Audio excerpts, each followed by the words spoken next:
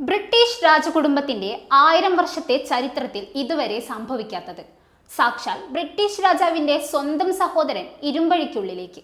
2026 ഫെബ്രുവരി 19 വിൻസ്റ്ററിൽ സംഭവിച്ചത് വെറുമൊരു അറസ്റ്റല്ല, ലോകത്തെ ഏറ്റവും വലിയ അധികാര കേന്ദ്രങ്ങളൊന്നിന്റെ തകർച്ചയായിരുന്നു.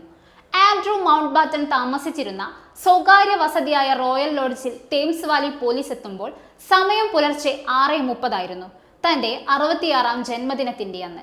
വിവാദ കുറ്റവാളിയായ ജെഫ്രി എപ്സ്റ്റീന്റെ രഹസ്യത്താവളത്തിൽ നിന്ന് കണ്ടെടുത്ത പുതിയ ഫയലുകളാണ് ആൻഡ്രൂവിനെ കുടുക്കിയത്.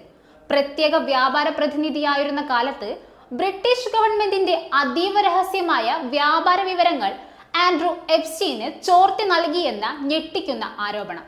അതായത് സ്വന്തം രാജ്യത്തെ വഞ്ചിച്ചു എന്ന അതീവ ഗുരുതരമായ കുറ്റം. അവിടെ രാജകീയ പ്രോട്ടോകോളുകൾക്ക് സ്ഥാനമില്ലായിരുന്നു. കൊട്ടാരത്തിലെ വെള്ളിത്താലത്തിൽ ഭക്ഷണം കഴിച്ചിരുന്ന രാജകുമാരന് മുന്നിൽ പോലീസ് വെച്ചത് ചോദ്യങ്ങളുടെ വലിയൊരു കൂമ്പാരമാണ്. നീണ്ട 11 മണിക്കൂർ. സാധാരണക്കാരനെ പോലെ വിരലടയാളവും ഫോട്ടോയും നൽകി അദ്ദേഹം പോലീസ് കസ്റ്റഡിയിലിരുന്നു.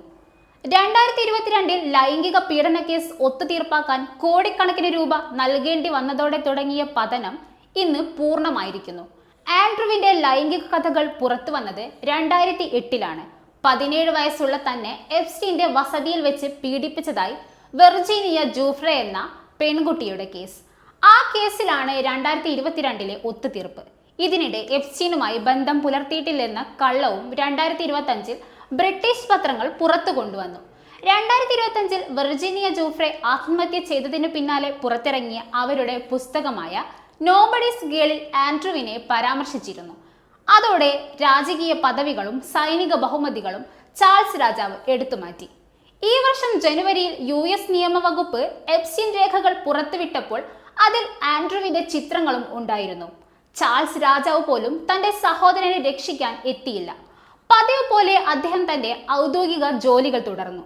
എലിസബത്ത് രാജ്ഞിയുടെ പ്രിയപ്പെട്ട മകൻ, ഫാൽക്ലൻഡ് യുദ്ധത്തിൽ ഹെലികോപ്റ്റർ പൈലറ്റായി രാജ്യത്തിനു വേണ്ടി പോരാടിയ ആ വീരനായകൻ ഇന്ന് വെറുമൊരു കുറ്റാരോപിതൻ മാത്രം.